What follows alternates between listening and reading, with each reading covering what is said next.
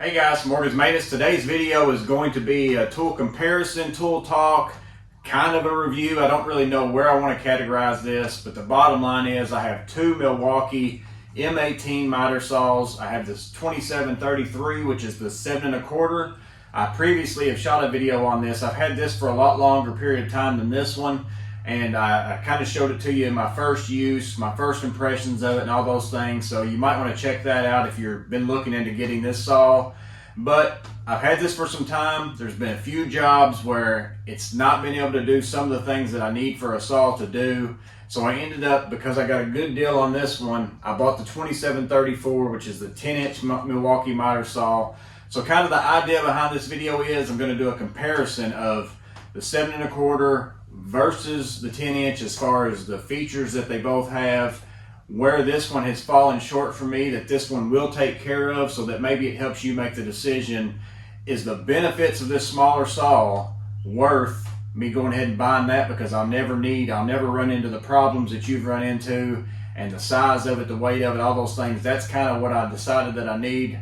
Or maybe I'm going to help you make the decision that there's going to be too many things I'm going to run into, because you know what you do for a living, that this is not going to take care of the problems I've ran into. Maybe you're going to run into them more often, and I'll help you decide that maybe you should step up to the 10-inch miter saw. So that's the idea behind this video, but let's go ahead and get into the comparisons between the two and talk about those. So let me go ahead and kind of get into the things that both of these saws have, and that way it's apples to apples on these as far as features that they both have. One is dual bevel. Both saws can bevel both directions. Most 10-inch saws can, but this 7 1/4, this is one of the few that I know of that have the dual bevel on it. And now this one will bevel from right to left. It will go 45 degrees one way, 48 the other, versus the 10-inch will do 48 degrees both directions. So you get a little bit more degrees on the 10-inch versus the 7 1/4. But again, they both have dual bevel. That's a big bonus to me, more so on the 7 1/4, because that's harder to find than it is on the 10-inch. They both also have the shadow line feature, which to me is phenomenal. I talked about this big time. So you can see there that line shows up, and that's exactly where your saw blade is going to cut. So right where that line is exactly where the saw blade is going to cut. That's really, really great. You can easily just turn that on by hitting this button here, but it also comes on when you start the saw. So that's a lot better to me than any kind of a laser guided setup where you have to adjust that laser. It could be off, because even if I change this blade to a different blade, it's working off throwing a shadow on the blade. Let me move this piece of wood over here to the 10-inch so that you can see the same shadow line on it. Same thing, I still have this button up here to press, and you can see that that shadow line shows up significantly. So again, it's exactly where I'm going to cut. You can even see the teeth on that blade. So both saws have that feature. Big bonus there on that. Both can do miters both directions. The 7 1/4 will go up to, if I can get in there and show you, 48 degrees on this side, and then also 48 degrees. It goes 3 notches past 45. Versus the 10-inch, it also does, of course, dual miter, and you can go up to 50 on this side. It's really hard to get in there to get a picture of that, versus I can come over here and go 60 on this side. So again, more capacity for bigger miters. That's going to be obvious because you've got a bigger blade. You're allowed to move it a lot more and do those things. So both of them have that. Now the 7 1/4 saw will only cut a 2x8 on the cross cut. So that's the biggest that you can do with that. It says 3.5 inch on the vertical, versus that of the 10-inch is a 2x12 on the cross cut and a 5 3/4 on the vertical. That's an obvious difference that you're going to have between two saws. Whenever one has a bigger blade than the other, is obviously this one's going to cut more, and that should factor into your decision probably more so than anything. What do you do? What do you cut? What's the normal work that you do with your saw? That would help you decide if you more so have to step up to a 10-inch than going with a 7 1/4 inch saw. So those dimensions I just gave you are probably the most important. Now the obvious advantage of this 7 3/4 saw is going to be the size, weight, ergonomics of carrying it, all those things. That's what to me sets this saw apart from any other saw. And again, whether it's a Milwaukee 7 1/4 or whether it's a DeWalt or whatever else, you just have to look at the features. The dual bevel is going to be really important. I'm going to show you why here in a minute. But 28 pounds for the 7 1/4 saw versus 45 pounds. That's according to their specs. So that's a 17-pound difference. And if this one only weighs 28, you know, you're well over more than half of a saw that you could add onto this one before you got to the weight of this one. So if you're a person who carries your saw in and out of your truck every day because you don't leave it on job sites because maybe there's more people that work on that site than you and you're afraid someone's going to steal it or whatever it is, if you're a person that has to pack stuff up and down stairs, maybe you work in commercial buildings, apartments, and you have to carry a saw up and down stairs, the weight and size of this one is going to be tremendous for you. Now, size-wise this way, surprisingly, this saw is almost exactly the same because I've got this piece of plywood mounted onto my stand. I use this stand for both saws to where all I've got some threaded inserts put into this plywood, and I can just take out these little knobs and swap to the other saw if I want to and use this same stand. And my little inserts are only like a 1/2 inch different from each other. So the base plate's actually very similar to one another, but this way is obviously going to be bigger, which makes it harder to carry. So if you're a person who cuts 2x4s or flat trim, 3/4 trim that's, you know, not real tall, all those things like that, this might be the way that you want to go, because if the size works out for you, if for what you want to cut, 2x8 up to 2x8s, if you do that 99% of the time, the weight savings and all that, it's well worth having this saw instead of packing something, because I'll just tell you, this one's way heavier. Even though it says 45 to 28, it's drastically different just because of the bulkiness of it and all that. It's way harder to carry than this one is. You can fold this one down. You can carry it by that handle there. You can carry it with one hand from here. Very easy to carry. So again, that's the main advantage to that one. And then of course, the main advantage to this one is going to be all those cut capacities. The fact that you can cut a 5 3/4 vertical, a 2x12. I can stick a 4x4 post in here. I can't do that on the 7 3/4. So again, it's all about cut capacity on this one. So let me show you the problems that I have with this one that led me to buy this one. So this is your standard 3 1/4 trim. So this is the baseboard that you're going to buy at Home Depot and your Lowe's. It's what, if you go into someone's builder grade house, 9 times out of 10, this profile right here is exactly what's going to be in there. This is what you can buy in the Pro Packs. It's the cheapest. It's all those things. And you can see here, remember I had a 3 1/2 inch cut capacity, so I shouldn't have any issue with this. Which you can see here, if I was to cut that, I can cut straight through this all the way like it's nothing.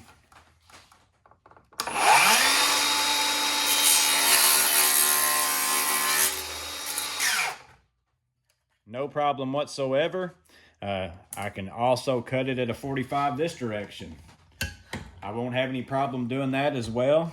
I can come straight down through there.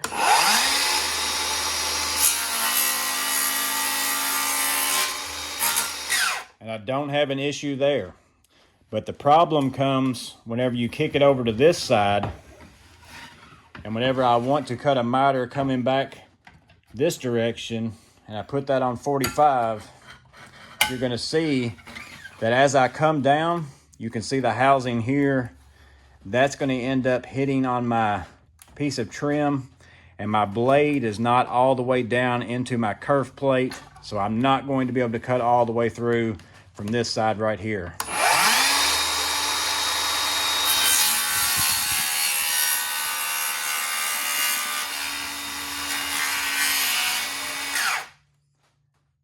That's my stopping point. So from that angle right there, this is as far as I can go down.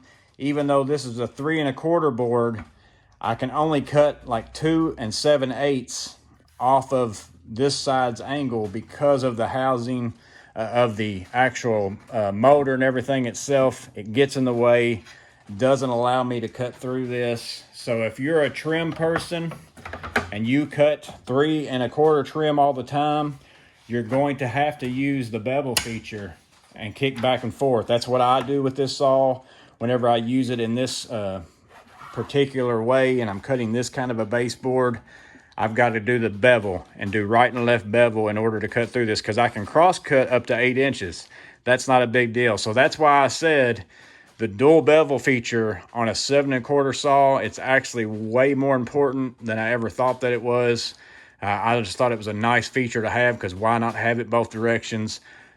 But if you're cutting trim, most of the trim that you're going to cut that's baseboard is going to be at least this tall.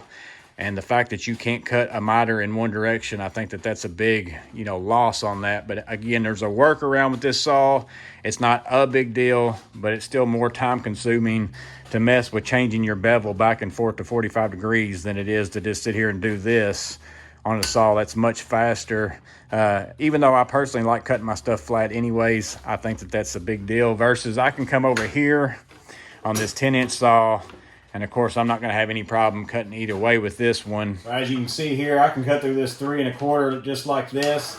And one thing that I like about this 10-inch saw too is it's a slider, but it also has this lock feature right here where I can it locks into place right there. Actually, whenever I first got this saw, I didn't realize what this did. And I thought something was wrong with the bars. I thought they were out of whack and it wouldn't come forward. But this kind of locks your saw in a chop saw position, so that you don't have to, sit there and come back and forth. If you want to use it as a chop saw, you can do that. But again, I can easily cut 45 this direction.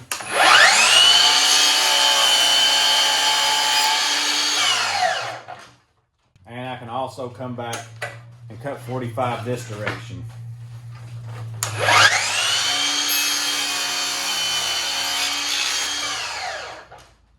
No problem cutting through a 3 1/4 inch board, because again, it says it has a 5 3/4 inch capacity. So here's a 4 1/2 inch piece of trim that I can also put in here and try to cut it at that same angle, because if you notice, I've got the same situation here as what I have on the 7 1/4. So I'm sure you can't cut the 5 3/4 on this side either. So this is a 4 1/2. We'll see if I can do it here.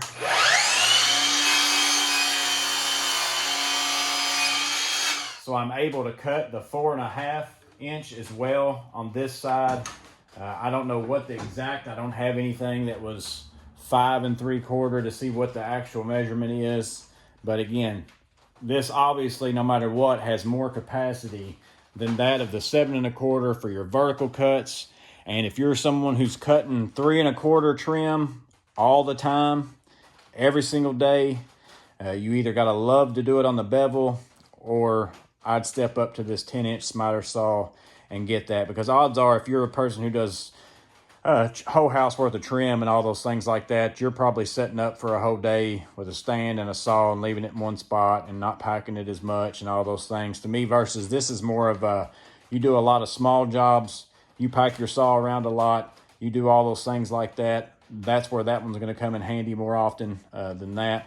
And as far as some of the features on this saw that I like better than that of that saw, even though they do the same thing, I do like the way that the bevel lock works on this one better. Let me show you that. So the bevel lock on the 7 1/4, you have this knob that you have to turn. That will allow you to go this one direction, and then to come back, you have another knob that you have to pull out to pull it out this direction. So there's kind of a couple things that you have to do every time, which is again why I said the bevel on this one, it's nice that you have both, but I wouldn't want to cut trim all the time like that. I love the bevel feature on this. This is locked down in place. In order to move it, you just pull it back, and then as you start to bevel, if you let go of that, there's presets that it will lock into. Your typical 22 1/2, 33/9, 45, all those things. And you can go both directions when you pull up on this. That's all you have to do. And I can also hold it up as I move it, and it won't lock into those detents. So I can go to, 17 degrees or whatever, let go, lock it down into place. Much easier system on the bevel on this saw. So that's one great feature to me of the 10-inch in comparison to how it operates versus the 7 1/4. And then it also has the depth stop feature where you can have a depth stop adjustment here. You can adjust it and then flip this up into place if you want to cut out maybe some dados or something like that, just to cut yourself some grooves in something. Or if you only want to cut a certain depth, you can easily swap back and forth between that depth and then full cut just by flipping that lever down. So again, those are the main two things to me that this saw is better at than the 7 1/4. They both cut extremely square. I've not had a problem out of either one of them. Both of the miters, very slick, very smooth. They all have the detents. If you let go of that, and as you're moving, that will lock into place. Or you can also hold it and go to exactly whichever spot, whichever angle you want. And then you have to lock it by doing this right here to lock it on that one. If not, it will go and lock into those presets. But they both are set up very similar to the same on how they work in all those ways. But again, the main thing is it's the cut capacity, which is the obvious thing, and then the weight. So yeah, guys, this isn't necessarily a review for either one of these saws. It's also not a full-blown comparison for me to just go back and forth and give you 100% of all the information on this one versus all the information of this one, because none of that stuff ultimately matters. What matters is what you do for a living, how you would use these saws. If I had my preference, if I had to pick one of these that I want to pack around each and every day, it's by far going to be the 7 1/4 saw.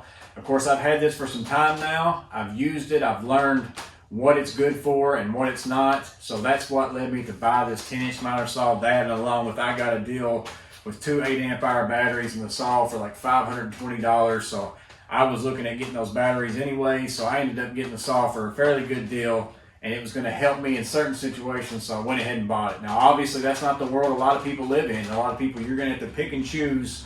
Do I get this saw or do I get that saw? And that's the idea behind this video. I just wanted to share with you some of the problems I've run into with this saw. And if those are some of the same problems you might run into, you might want to spend the extra 50 bucks and just go ahead and get you the 10-inch saw. But again, it just depends on if it's something that's doable for you to pack that around each and every day, because you can work with this saw and still cut bigger trim boards on that dual bevel. And again, I can't stress enough, I'm so glad that I went with the Milwaukee 7 1/4 with the dual bevel because of that, because my guess is, and you guys can let me know in the comments below if you're watching this and you've got the DeWalt 7 1/4, a Bosch or a Makita or something like that, can you cut 3 1/4-inch baseboard on miters both directions without that housing getting in the way? Maybe you can help somebody out down below with that as well. But again, I hope this helps you make the decision. That's the idea behind the video. If you have a question about either one of these saws, drop that in the comments below, because I didn't answer everything, I'm sure, because that wasn't the intent. Or if you'd like a full-blown review on some of these. Again, I have a video of this, and just the first time me using it, I show how it works and some of those things, so you might want to go check that out if you're interested in getting this saw. But if you'd like to see more about either one of these, drop a comment down below, and maybe I can do a video for those in the future. But I hope this was useful. You guys stay safe, have a blessed day, and I'll see you on the next video.